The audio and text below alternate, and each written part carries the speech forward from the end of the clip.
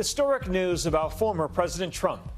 In a new federal indictment, now facing 7 charges, including one under the Espionage Act, over his alleged mishandling of hundreds of classified documents after leaving the White House. It's one of several criminal and civil investigations engulfing Trump as he seeks a return to the White House. Tonight, former President Donald Trump is under federal indictment, charged by the Department of Justice after retaining hundreds of classified documents at his home in Mar-a-Lago after he left the White House, sources telling ABC News. This is historic on so many levels. The first president indicted on federal charges. You have a former president, a leading candidate for the Republican presidential nomination in the upcoming election, who is potentially facing federal, state, and local charges as he is campaigning. ABC News learning that the former president is facing at least 7 charges, including willful retention of national defense information, conspiracy to obstruct justice, and corruptly concealing a document or record. Sources have told me the case is compelling and devastating, but we'll have to wait and see. I've been told to expect a speaking indictment that would lay out chapter and verse the government's case. The special counsel knows the American public will need transparency given the historic nature of these charges and the fact that we have such a divided nation. If convicted, the charges he's facing could carry decades of potential prison time. The news the front runner for the 2024 Republican presidential nomination is facing federal charges is sending shockwaves through the political world. This is a major moment in the campaign. There's nothing in federal law or the Constitution that says that a candidate who's indicted or even convicted can't run for president. But it's never happened before that one has been victorious, and there's good reasons for that. The former president, who is hoping to return to the Oval Office, has been instructed to appear at a federal court in Miami at 3 p.m. on Tuesday. When former President Trump arrives here at federal court in downtown Miami Tuesday afternoon, he will be formally placed under arrest by the very government that he was once elected to lead. He will then be booked and processed and appear before a federal magistrate to enter a plea. And based on his initial reaction to the charges, we expect that plea to be not guilty. That moment touches off a months-long prosecution, and the former president is prepared to fight. Earlier tonight, Trump posted this video on his social media site, Truth Social. I'm innocent, and we will prove that very, very soundly and hopefully very quickly. Thank you very much. Donald Trump is turning his legal troubles into the centerpiece of his campaign. He is telling his supporters that investigators are going after him because what they really want to do is to go after them. Bill Clinton, decades ago, told voters, I feel your pain. What Donald Trump is effectively saying is, you feel my pain. The charges come after a months-long investigation by special counsel Jack Smith into Trump's alleged refusal to return hundreds of highly classified documents. On August 8th of last year, the FBI executed a search warrant at Mar-a-Lago and found 27 boxes of government records, including 11 sets of classified material, 4 of which were marked top secret, and one an even higher classification, top secret/SCI, meant to only be viewed in a highly secure location. The unprecedented search happening after the FBI was tipped off that Trump's team had ignored a DOJ subpoena to turn over every classified document he had. Since then, investigators have recovered even more classified materials from Mar-a-Lago. In total, over 320 documents with classified markings. Today's news comes just days after ABC News learned the government obtained an audio recording from 6 months after leaving office, where Trump allegedly admits he kept a classified document involving a potential military action against Iran. The special counsel called on Trump's attorney to produce the Iran plan, but his attorneys, according to sources, were unable to find it. In a town hall meeting in Iowa last week, Trump was dismissive, suggesting he doesn't know what investigators are talking about. No, I don't know anything about it. All I know is this: everything I did was right. We have the Presidential Records Act, which I abided by 100%. The Presidential Records Act says that all documents become the legal property of the National Archives after a president leaves office. But Trump has claimed all along that they belong to him, and he can declassify any documents he wants, telling Sean Hannity in September. If you're the president of the United States, you can declassify just by saying it's declassified, even by thinking about it. Trump isn't the only member of the executive branch to take classified documents. President Joe Biden reported he had mistakenly taken confidential documents home, but says he's cooperating fully with the government, telling David Muir in February, I've invited the Justice Department to come into every aspect of any place that I had any control of. There was no need for search warrants, or no need. Well, what do you need? Just come. Whatever you want. Whatever you want, wherever you want to go, you can go. That was totally different. A separate special counsel, Robert Hur, has been appointed in that case. Former Vice President Mike Pence has also had some classified documents at his home in Indiana.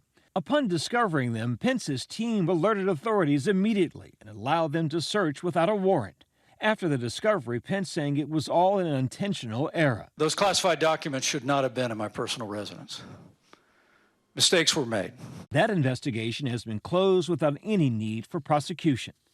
Earlier today, before the news of the indictment, the former vice president, who is also running for president, said, The unprecedented action of a federal indictment of a former president of the United States, I think, would be extraordinarily divisive in our country, and I think it would send a terrible message to the wider world. But again, let me be very clear.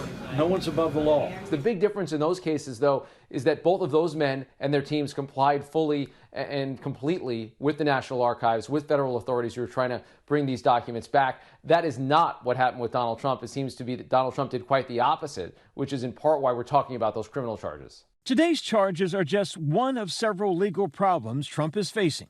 On March 30th, he became the first U.S. president to ever be indicted on criminal charges for allegedly falsifying records pertaining to hush money he paid to porn actress Stormy Daniels. He turned himself in on April 4th and pleaded not guilty.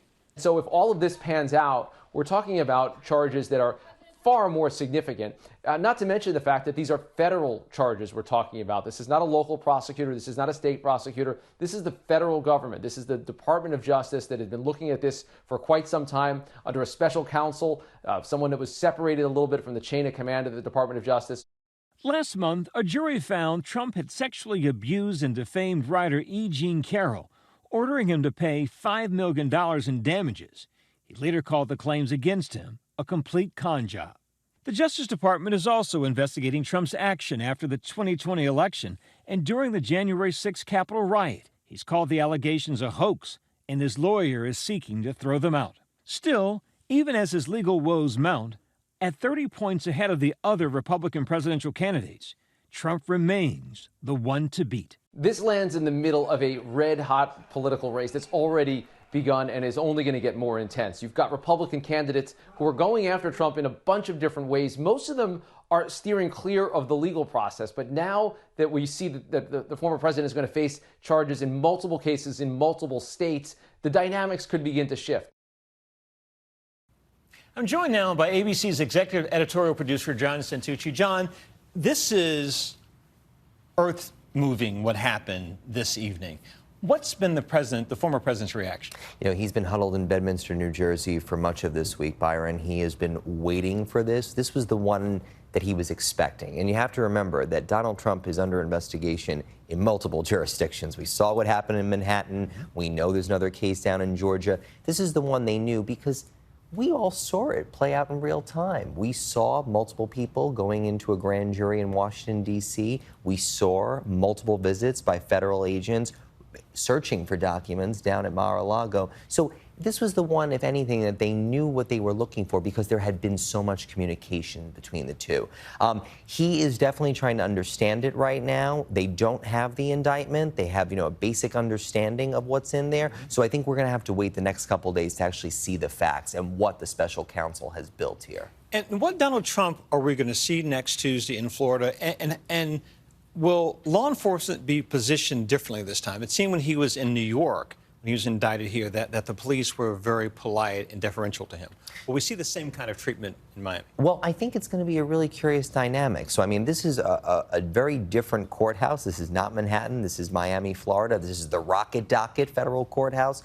We know that the marshals have been down there prepping for this, knowing this was a possibility. But you have to remember, too, that Donald Trump has federal agents to protect him. So the dialogue between Manhattan and Secret Service was obviously one they had to work out some kinks. But we have to imagine that federal agencies talking to each other, a little bit of a better process. As far as the question as to what Donald Trump shows up, remember that image, the one we saw of him in court?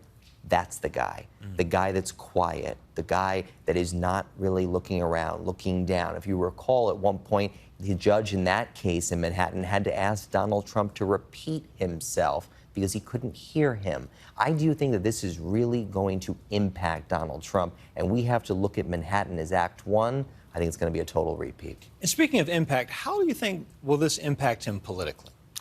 You know, it's a tough question to answer. I mean, you've obviously seen the polls so far. Our ABC poll has him out pretty far ahead of the contenders, but that is now. We are only in June. We have 18 months to go until we actually get to Election Day, if we can both believe that.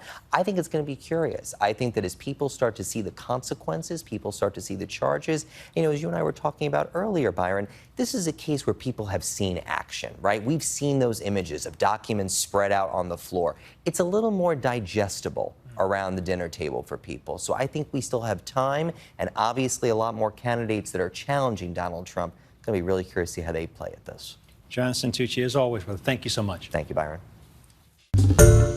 Hi, everyone. George Stephanopoulos here. Thanks for checking out the ABC News YouTube channel. If you'd like to get more videos, show highlights, and watch live event coverage, click on the right over here to subscribe to our channel. And don't forget to download the ABC News app for breaking news alerts. Thanks for watching.